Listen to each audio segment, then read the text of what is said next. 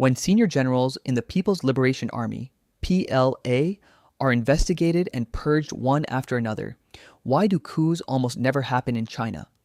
Is it simply because Chinese generals are weak and afraid to die? Fear is one factor, but it is not the decisive one. The principle of party in command of the army. The fact that the People's Liberation Army, PLA, does not act politically is not a matter of individual psychology.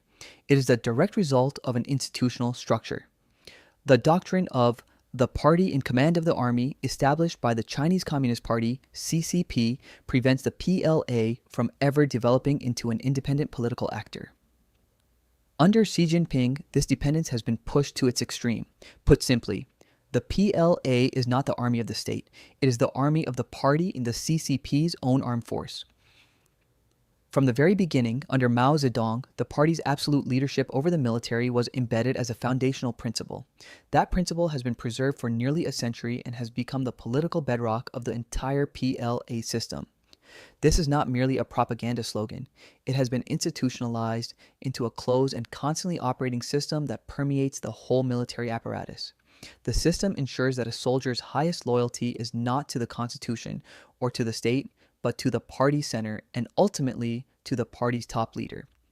This principle is built directly into the command structure, from the Central Military Commission down to theater commands, group armies, and brigades. Every level operates with two parallel lines of authority: a military commander and a political commissar and political officers in charge of ideology, organization, and personnel. The critical point is that political commissars report upward through the party chain, not through the operational military chain of command. This dual leadership structure ensures that military action is always subordinated to political intent. Even on the battlefield, a political commissar can intervene in, and in practice veto, a commander's order. Such an arrangement removes any real possibility of military autonomy. This is the concrete and substantive meaning of the slogan, "Party in command of the army." The core purpose of this principle is to keep the armed forces under the party's absolute control and to prevent soldiers from intervening in politics. So how has the Chinese Communist Party built the PLA to enforce this principle? Leadership structure of the PLA. To institutionalize the military's dependence on the party, China's top leader has almost always held two positions at the same time: General Secretary of the party and Commander-in-Chief of the Armed Forces. A rare historical exception was Deng Xiaoping, who served as chairman of the Central Military Commission without holding the post of General Secretary. For officers in the People's Liberation Army, PLA, career advancement depends entirely on the party organization inside the military. Political departments keep detailed files on every officer's ideological stance, family relationships, and personal conduct. Even a minor deviation can end a career. Through absolute top-down control over appointments, the Chinese Communist Party, CCP, binds the military to its political system and turns the armed forces into an extension of party power. This mechanism eliminates the possibility of genuine internal autonomy, weakens horizontal bonds among officers, and leaves virtually no institutional basis for collective dissent.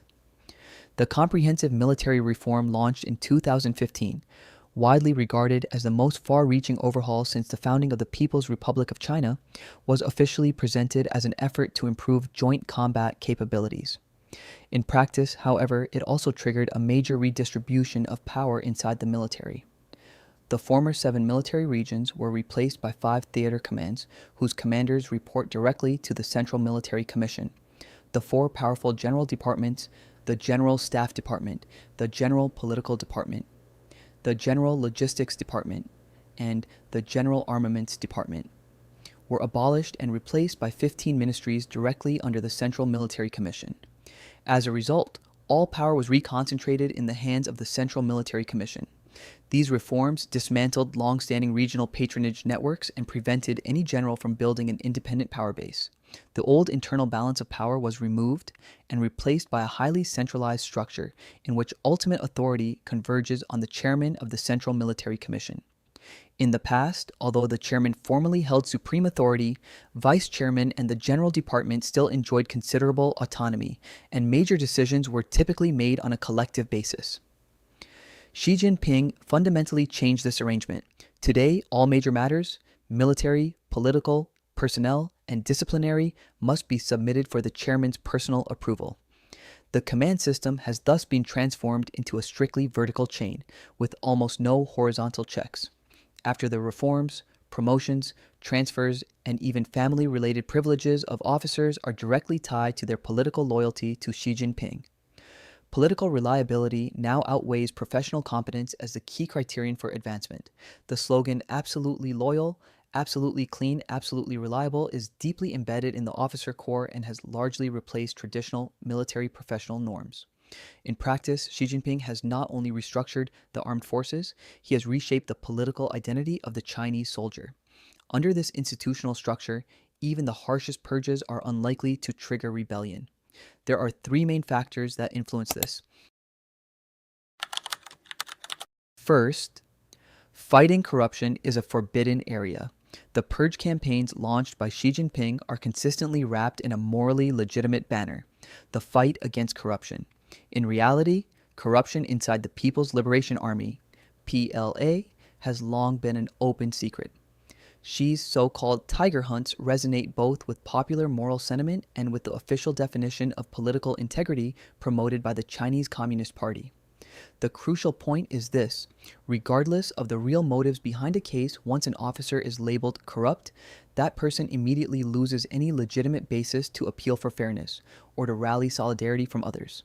Purges are therefore presented as a process of restoring discipline and moral order inside the military, while any doubts that arise within the system have no legitimate channel through which they can be expressed. In other words, anti-corruption has become a political forbidden zone, a perfect protective shell that makes power-cleansing campaigns inside the military almost impossible to challenge from within. Second, political loyalty. Xi Jinping has intensified ideological control not only inside the party, but also within the military. Disciplinary and propaganda bodies of the Chinese Communist Party, together with the Disciplinary Commission of the Central Military Commission and the entire political work system, closely monitor ideological trends among officers. Internal regulations explicitly prohibit improper discussion of the party center and the dissemination of unverified information. In this environment, political discipline and political rules are placed above all other standards. The evaluation and promotion system has been redesigned so that political loyalty become the decisive metric. Even an unintentional mistake can end an officer's career. This setting generates a self-reinforcing muting effect. Throughout the organization, dissent is censored before it is even expressed. Soldiers and officers learn to remain silent and to find safety in silence itself. Public declarations of loyalty become the safest form of speech. Over time, this produces a distinctive political culture: outward conformity, inward caution. What outside observers might describe as intellectual paralysis is, within this system, a rational logic of survival. Third, silence is golden. Within the People's Liberation Army, PLA, purges function as an institutionalized mechanism for spreading fear. Each time a senior officer is brought down, the military launches new rounds of self-criticism and warning education. Officers are required to write repeated self-criticisms and public loyalty statements to demonstrate their political reliability. These ritualized campaigns serve as a constant reminder that even the slightest ambiguity in attitude can be interpreted as a sign of betrayal. The consequence of purges, therefore, is not resistance, but the opposite: a competition to display obedience. In this environment, political security becomes personal security. Loyalty turns into the most rational form of self-protection. Through that cycle, fear is normalized as a tool of domination. The imbalance between risk and reward is overwhelming. Silence ensures survival, while speaking out almost guarantees destruction. Senior generals are not naive about how this system works. They understand the rules perfectly, and that is precisely why they choose silence. Conclude. Overall, the fact that Xi Jinping has been able to purge large numbers of senior generals without triggering internal backlash is not accidental. It is the direct result of the control system built by the Chinese Communist Party. The principle that the party commands the military has eliminated the political autonomy of the People's Liberation Army. At the same time, the concentration of responsibility and authority in the hands of the chairman of the Central Military Commission has reinforced the personalization of command. Meanwhile, the anti-corruption campaign provides a legitimizing cover for purges, and party disciplinary mechanisms remove almost all institutional space for dissent. As a result, generals do not refrain from resisting merely because of personal fear, but because of a structural inevitability. The stability of the PLA does not come from genuine consensus. It comes from the fact that all other options have been eliminated in advance.